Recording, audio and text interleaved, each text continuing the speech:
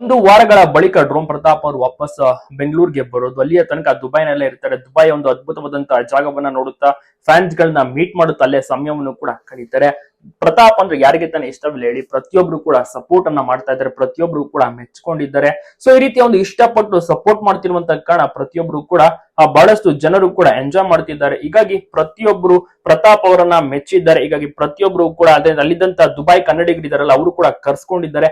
ಅಲ್ಲಿ ಸೆಲೆಬ್ರೇಷನ್ಸ್ ಆಗಿರ್ಬೋದು, ಮೋಜು ಮಸ್ತಿ ಕೂಡ ಮಾಡಿದ್ದಾರೆ. ಸೊ ಹೀಗಾಗಿ ಜಾಸ್ತಿ ಜನ ಇಷ್ಟಪಡುವಂತಹ ಕಾರಣ ವೋಟ್ಸ್ಗಳು ಕೂಡ ಜಾಸ್ತಿ ಬಂತು. ಹಾಗೆ ಎರಡನೇ ಸ್ಥಾನವನ್ನು ಕೂಡ ಪಡೆದುಕೊಳ್ತಾರೆ. ಸದ್ಯಕ್ಕೆ ದುಬೈನಲ್ಲೇ ಇದ್ದಾರೆ ಪ್ರತಾಪ್. ದುಬೈ ಕನ್ನಡಿಗರ ಜೊತೆ ಬೆರೆತಿದ್ದಾರೆ, ದುಬೈ ಕನ್ನಡಿಗರ ಜೊತೆ ಸುತ್ತಾಡ್ತಾ ಇದ್ದಾರೆ. ನಿಮ್ಗೂ ಕೂಡ ಪ್ರತಾಪ್ ಎಷ್ಟನ ಪ್ರತಾಪ್ ಒಳ್ಳೆಗಳು ಪ್ರತಿಯೊಬ್ಬರಿಗೂ ಕೂಡ ಗೊತ್ತಿದೆ. ರಂಜಾನ್ ಹಬ್ಬದಲ್ಲಿ ಬಹಳಷ್ಟು ಜನರಿಗೂ ಕೂಡ ಹೆಲ್ಪ್ ಅನ್ನ ಮಾಡಿದ್ರು, ಜೊತೆಗೆ ಬೈಕ್ ಅನ್ನ ಕೊಡ್ತಾರೆ. ಆಮೇಲೆ ಶಾಲೆಗೆ ಫೀಸ್ ಇರೋದಿಲ್ಲ, ಅದಕ್ಕೂ ಕೂಡ ಕಟ್ತಾರೆ, ಕಾಲೇಜ್ ಫೀಸ್ ಕಟ್ತಾರೆ.